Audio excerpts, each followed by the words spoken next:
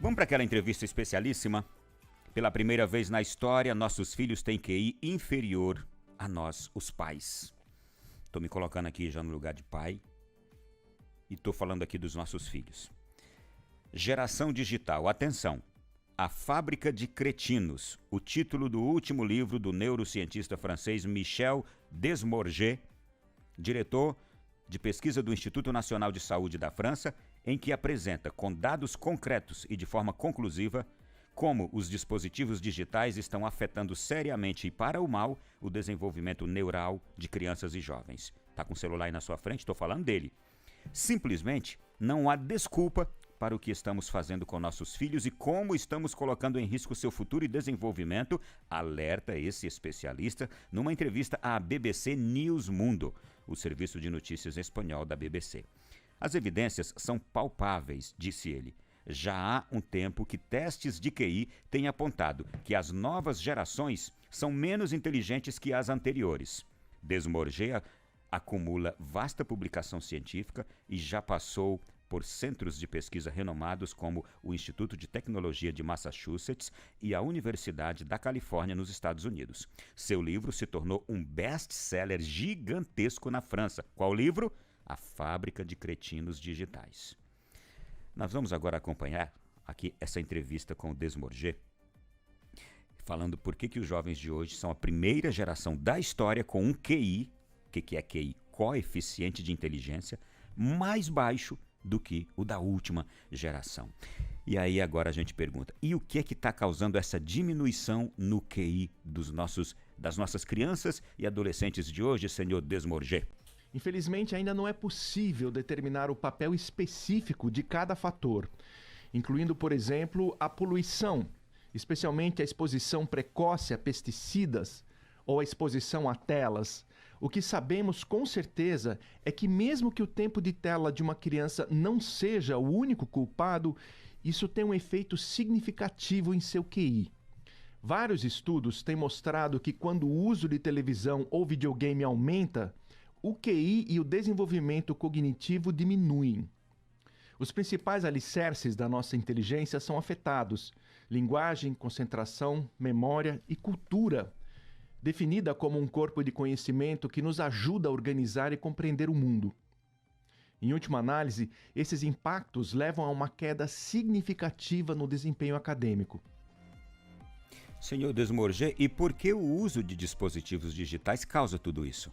As causas também são claramente identificadas: diminuição da qualidade e quantidade das interações intrafamiliares essenciais para o desenvolvimento da linguagem e do emocional, diminuição do tempo dedicado a outras atividades mais enriquecedoras, lição de casa, música, arte, leitura, etc. Perturbação do sono, que é quantitativamente reduzido e qualitativamente degradado. Superestimulação da atenção, levando a distúrbios de concentração, aprendizagem e impulsividade.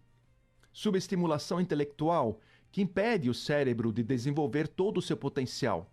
E o sedentarismo excessivo, que além do desenvolvimento corporal, influencia a maturação cerebral. Eu vou reforçar aqui, o senhor é um neurocientista, então eu pergunto, que dano exatamente as telas causam ao sistema neurológico? O cérebro não é um órgão estável. Suas características finais dependem da nossa experiência.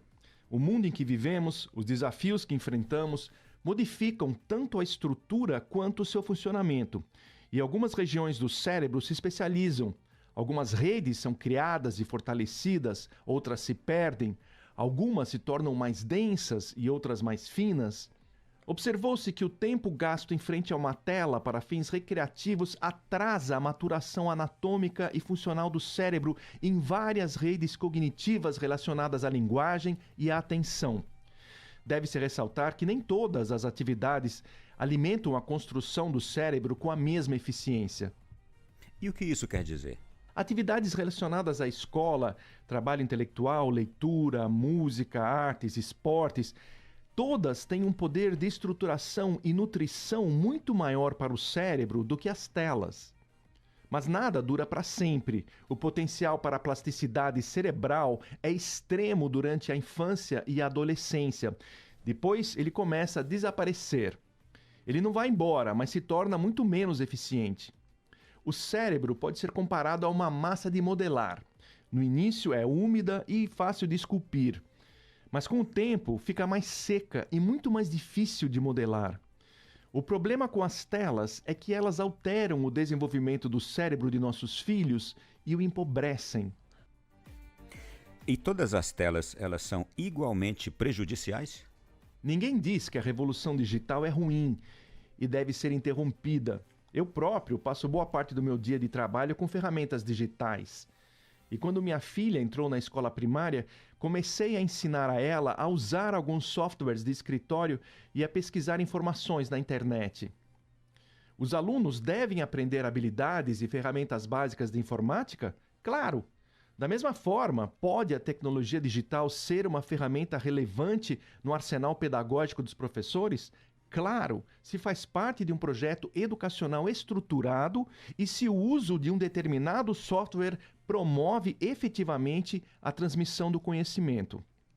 Porém, quando uma tela é colocada nas mãos de uma criança ou adolescente, quase sempre prevalecem os usos recreativos mais empobrecedores. Isso inclui, em ordem de importância, televisão, que continua sendo a tela número 1 de todas as idades, filmes, séries, clipes, etc. Depois, os videogames, principalmente de ação e violentos. E, finalmente, na adolescência, um frenesi de autoexposição inútil nas redes sociais. Pelo que vocês descobriram nas pesquisas, quanto tempo as crianças e os jovens costumam passar em frente às telas? Em média, quase 3 horas por dia para crianças de 2 anos, cerca de 5 horas para crianças de 8 anos e mais de 7 horas para adolescentes. Isso significa que antes de completar 18 anos, nossos filhos terão passado o equivalente a 30 anos letivos em frente às telas, ou, se preferir, 16 anos trabalhando em tempo integral. É simplesmente insano e irresponsável. E quanto tempo deveriam passar em frente às telas essas mesmas crianças e adolescentes? Envolver as crianças é importante. Elas precisam ser informadas de que as telas danificam o cérebro, prejudicam o sono, interferem na aquisição da linguagem, enfraquecem o desempenho acadêmico, prejudicam a concentração, aumentam o risco de obesidade, etc. Alguns estudos mostram que é mais fácil para crianças e adolescentes seguirem as regras sobre telas quando sua razão de ser é explicada e discutida com eles. A partir daí, a ideia geral é simples: em qualquer idade, o mínimo é o melhor. Além dessa regra geral, diretrizes mais específicas podem ser fornecidas com base na idade da criança. Antes dos 6 anos, o ideal é não ter telas. Quanto mais cedo forem expostos, maiores serão os impactos negativos e o risco de consumo excessivo subsequente. A partir dos 6 anos, se os conteúdos forem adaptados e o sono preservado, o tempo em frente à tela pode chegar até meia hora ou até 1 hora por dia, sem uma influência negativa apreciável. Outras regras relevantes: sem telas pela manhã antes de ir para a escola, nada à noite antes de ir para a cama ou quando estiver com outras pessoas. E, acima de tudo, sem telas no quarto. Mas é difícil dizer aos nossos filhos que as telas são um problema quando nós, como pais, estamos constantemente conectados aos nossos smartphones ou consoles de jogos. Tudo que o senhor nos fala agora é extremamente sério. Eu perguntaria agora o seguinte, e a maioria dos nossos pais desconhecem esses perigos. Por quê? Porque a informação dada aos pais é parcial e tendenciosa. A grande mídia está repleta de afirmações infundadas, propaganda enganosa e informações imprecisas. A discrepância entre o conteúdo da mídia e a realidade científica costuma ser perturbadora, se não enfurecedora. Não quero dizer que a mídia seja desonesta. Separar o joio do trigo não é fácil, mesmo para jornalistas honestos e conscienciosos. Mas não é surpreendente. A indústria digital gera bilhões de dólares em lucros a cada ano. E, obviamente, crianças e adolescentes são um recurso muito lucrativo. E para empresas que valem bilhões de dólares, é fácil encontrar cientistas complacentes e lobistas dedicados.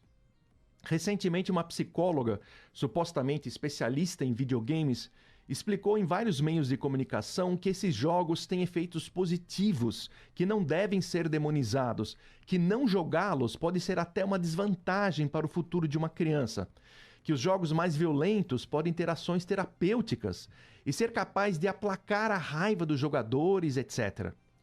O problema é que nenhum dos jornalistas que entrevistaram essa especialista mencionou que ela trabalhava para a indústria de videogames. E este é apenas um exemplo entre muitos descritos em meu livro. Isso não é algo novo, já aconteceu no passado com tabaco, aquecimento global, pesticidas, açúcar, etc. Mas acho que há espaço para esperança. Com o tempo, a realidade se torna cada vez mais difícil de negar. Eu vou usar um termo bem atual, senhor Desmorger. Isso aí é fake news, não é? E, gente, nós estamos conversando, são 5h37, com o autor do livro A Fábrica de Cretinos Digitais, o neurocientista francês Michel Desmorger, que é diretor de pesquisa do Instituto Nacional de Saúde da França. E a pergunta que eu faço agora é mesmo baseado no que o senhor acaba de nos responder. Há estudos que afirmam, por exemplo, que os videogames ajudam a obter melhores resultados acadêmicos. É mais uma fake news? Isso é um absurdo. Essa ideia é uma verdadeira obra-prima de propaganda. Baseia-se principalmente em alguns estudos isolados, com dados imprecisos, que são publicados em periódicos secundários, pois muitas vezes se contradizem. Em uma interessante pesquisa experimental, consoles de jogos foram dados a crianças que iam bem na escola. Depois de 4 meses, elas passaram mais tempo jogando e menos fazendo o dever de casa. Suas notas caíram cerca de 5%, o que é muito em apenas 4 meses. Em outro estudo, as crianças tiveram que aprender uma lista de palavras. 1 hora depois, algumas puderam jogar um jogo de corrida de carros. 2 horas depois, foram para a cama. Na manhã seguinte, as crianças que não jogaram lembravam cerca de 80% da aula em comparação com 50% das que jogaram. Os autores descobriram que brincar de videogame interferia no sono e na memorização. Eu quero perguntar agora algo também que preocupa. Como o senhor acha que os membros dessa geração, isto é, as crianças e adolescentes de hoje, serão quando se tornarem adultos? Costumo ouvir que os nativos digitais sabem de maneira diferente. A ideia é que, embora apresentem déficits linguísticos, de atenção e de conhecimento, são muito bons em outras coisas. A questão está na definição dessas outras coisas. Vários estudos indicam que, ao contrário das crenças comuns, eles não são muito bons com computadores. Um relatório da União Europeia explica que a baixa competência digital impede a adoção de tecnologias educacionais nas escolas. Outros estudos também indicam que eles não são muito eficientes no processamento e entendimento da vasta quantidade de informações disponíveis na internet. Então, o que resta? Eles são obviamente bons para usar aplicativos digitais básicos, comprar produtos online, baixar músicas e filmes, etc. Para mim, essas crianças se assemelham às descritas por Aldous Huxley em seu famoso romance distópico Admirável Mundo Novo, atordoadas por entretenimento bobo, privadas de linguagem, incapazes de refletir sobre o mundo, mas felizes com sua sina. 5h40, operadores da rede, daqui a pouco eu vou chamar o intervalo, mas aqui as últimas perguntas. O senhor acredita que é bom que existam leis para protegerem essas crianças de hoje das telas? Não gosto de proibições e não quero que ninguém me diga como criar minha filha. No entanto, é claro que as escolhas educacionais só podem ser exercidas livremente quando as informações fornecidas aos pais são honestas e abrangentes. Acho que uma campanha de informação justa sobre o impacto das telas no desenvolvimento, com diretrizes claras, seria um bom começo. Nada de telas para crianças de até 6 anos de idade e não mais do que 30 a 60 minutos por dia. No livro que o senhor escreveu, A Fábrica de Cretinos Digitais, o senhor chama tudo isso de orgia digital. Se isso não parar, o que podemos esperar? Um aumento das desigualdades sociais e uma divisão progressiva da nossa sociedade entre uma minoria de crianças preservadas desta orgia digital, os chamados alfas do livro de Aldous Huxley, que possuirão, através da cultura e da linguagem, todas as ferramentas necessárias para pensar e refletir sobre o mundo, e uma minoria de crianças com ferramentas cognitivas e culturais limitadas, os chamados gamas, no mesmo livro, incapazes de compreender o mundo e agir como cidadãos cultos. Os alfas frequentarão escolas particulares caras com professores humanos reais. Já os gamas irão para escolas públicas virtuais com suporte humano limitado, onde serão alimentados com uma pseudolinguagem semelhante à novilíngua de George Orwell, do livro 1984, e aprenderão as habilidades básicas de técnicos de médio ou baixo nível. Projeções econômicas dizem que esse tipo de emprego será superrepresentado na força de trabalho do futuro. Um mundo triste, em que, como disse o sociólogo Neil Postman, eles vão se divertir até a morte. Um mundo no qual, através do acesso constante e debilitante ao entretenimento, eles aprenderão a amar sua servidão. Desculpe por não ser mais otimista. Talvez, e espero que sim, eu esteja errado. Mas simplesmente não há desculpa para o que estamos fazendo com nossos filhos e como estamos colocando em risco seu futuro e seu desenvolvimento. Sem mais perguntas. A Fábrica de Cretinos Digitais, livro deste neurocientista francês Michel Desmorget, diretor de pesquisa do Instituto Nacional de Saúde da França, é para a gente simplesmente refletir muito.